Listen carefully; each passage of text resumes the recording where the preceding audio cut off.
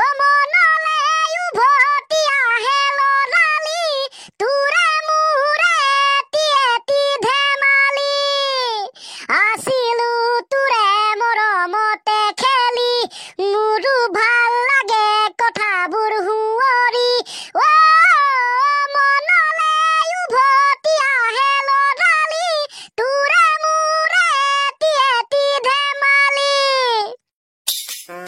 এ তোৰে মোৰে এটি ধেমালি এটা কথা মনত পৰে নপৰে পাৰ্টনাৰ কিটা এলপি স্কুলত থাকোঁতে পৰীক্ষাত লিখিবলৈ আহিছিল বোলে এজন অসমৰ বিখ্যাত গায়কৰ নাম লিখা তেতিয়া আমি জুবিন গাৰ্গ বুলি লিখা নাছিলো নহয় জুবিন গায়ক বুলিহে লিখিছিলো ঠিক জেগাত দিলি বে কিন্তু তোৰ মনত পৰিলে কেনেকে তই গানটোৰ জৰিয়তে একেবাৰে লৰালিৰ কথা বুজাই দিলি যে সেইকাৰণে মনত পৰিলে ঠিকে কৈছ তই দে আগতে জুবিন দাৰ উপাধিটো গায়ক বুলি জনা নাছিলো নহয় গায়ক বুলিহে জানিছিলো যিহেতু গান গায় সেইকাৰণে জুবিন গায়কৰ বিপৰীতে জুবিন গায়ক লিখি দিছিলো মাকা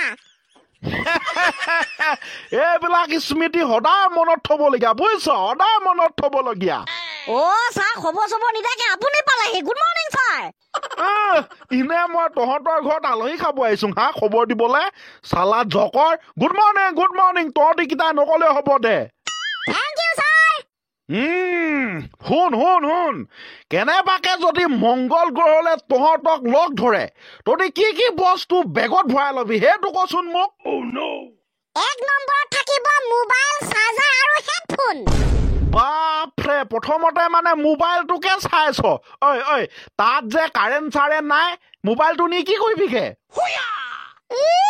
তেনেহলে মংগল গ্ৰহলে যোৱা কথাটোৱে মই একদম হলাই পেলাম আৰু নহব মোবাইলটো লাগিবই মোবাইলটো যদি লগত নাথাকে মৰুভূমিত পানী নোহোৱা যেন নিচিনা অনুভৱ হয় বুজিছা ছাৰ তেনেকুৱা অনুভৱ হয় গতিকে উইদাউট মোবাইল ক'লে কাম নাহি যায়গা কি যে হ'ব ঠিক আছে এইটো চেপ্টাৰ ক্লোজ ওকে ছাৰ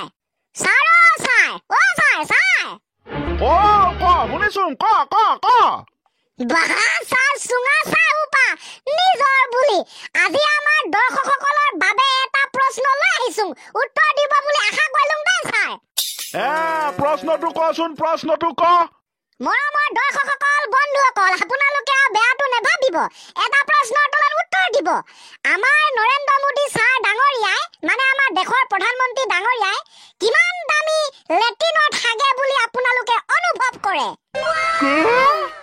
হয় ছাৰ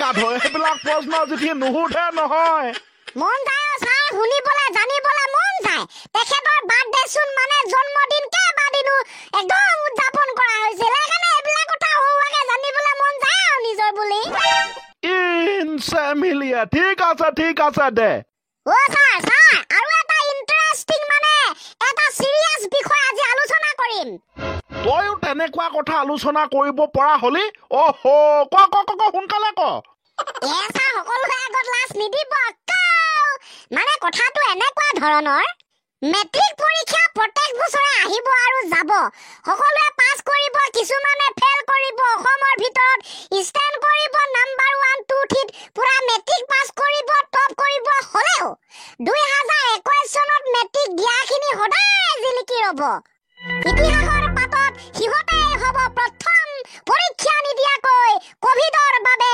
উত্তীৰ্ণ হোৱা পৰীক্ষাৰ্থী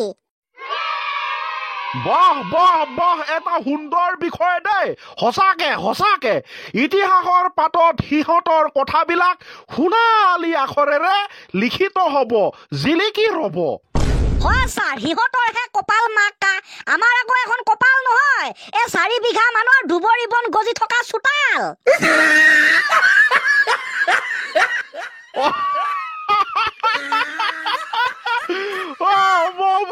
কি কথা কৈছ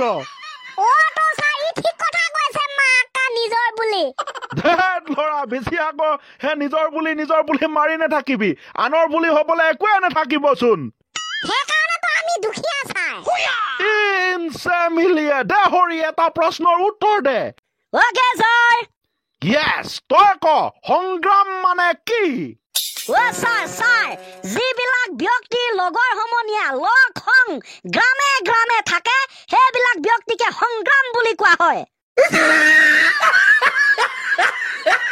কি ঐ গাধ তোক মই সেইবিলাক কথা সোধা নাই সংগ্ৰাম মানে যুদ্ধ সেই কথাটো সুধিছিলো মিলিয়ে সেইটো সংগ্ৰাম। ছাৰ মই এটা সুন্দৰ উদাহৰণ দিছো দেই তাৰ শুনক। আচলতে ছাৰ যেতিয়া এটা শিয়ালে প্ৰায় 2 ঘণ্টা ধৰি আঙুৰ পাৰিবলৈ চেষ্টা কৰি যুঁজি থকাৰ পাছতো আঙুৰ পাৰিবলৈ নোৱাৰি শেষত আঙুৰবিলাক টেঙা বুলি ক'বলৈ বাধ্য হৈ যায়। সেই ক্ষেত্ৰত এই যে 2 ঘণ্টা ধৰি যুঁজি আছিল সেয়া হৈছে সংগ্ৰাম। বেটা বৰ সুন্দৰ উদাহৰণ দিলি দেই বঢ়িয়া থেংক ইউ ছাৰ। এইবিলাক সকলো আপোনালোকৰ আশীৰ্বাদতে হৈছে দেই ছাৰ। নিজৰ বুলি ভাল লাগিছে দে সংগ্ৰাম যুদ্ধ এইবিলাকে হৈছে জীৱনৰ এটা কি হব কচোন মই আকৌ কেনেকে জানিম ছাৰ হ'ব কিবা এটা যি বুলি ভাবে আৰু ঐ ছাৰ নিজৰ বুলি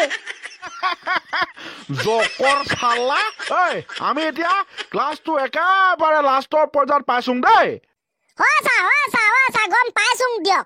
এই লাষ্টৰ পৰ্যায়ত মই এটা ধুনীয়া প্ৰশ্নকে সুধুং বুলি ভাবিছোং কয়া। ভাল হ'ব খুব সুন্দৰ ঐ ছাৰ আপুনি ভেকুলী মাংস খাই পাইছে না? সেইবিলাক বস্তু খাই না সেইটো পাছৰ কথা। আপোনালোকে খাই পাইছে যদি কমেন্টত লিখি দিব। আমি পাইছোং ছাৰ বৰ ধুনীয়া খাবলে। এইবিলাক ঘিন নকৰিব লগা বস্তু নহয়। বাৰু যিয়ে নহওক দে মেইন কথাটো কচোন এই ভেকুলী মাংসৰ লগত তই যিটো প্ৰশ্ন সুধিম বুলি কৈছিলি তাৰ কি বা সম্পৰ্ক আছে নেকি? ইয়েছ ছাৰ আছে। এই ভেকুলী মাংস খালে কি ভিটামিন লাভ কৰিব পাৰি মানে আমি কি ভিটামিন পাওঁ সেই কথাটোকে ছাৰ কম বুলি ভাবিছোং। ভেকুলী মাংস খালে কি ভিটামিন লাভ কৰিব? একো নাই। ছাৰ ভিটামিন পাব পাৰি। বাৰু দেচোন দে শুনি চাং কিনো ভিটামিন পায় ভেকুলী মাংসত দে ক এইবিলাক আৰু তৰ্ক বিতৰ্ক কৰি থাকি লাভ নাই। মুঠতে ডাইৰেক্ট উত্তৰটোকে কৈ পেলা তই। অকে ছাৰ মই মাত্ৰ 2টা ভিটামিনৰ কথা কম দেই ছাৰ।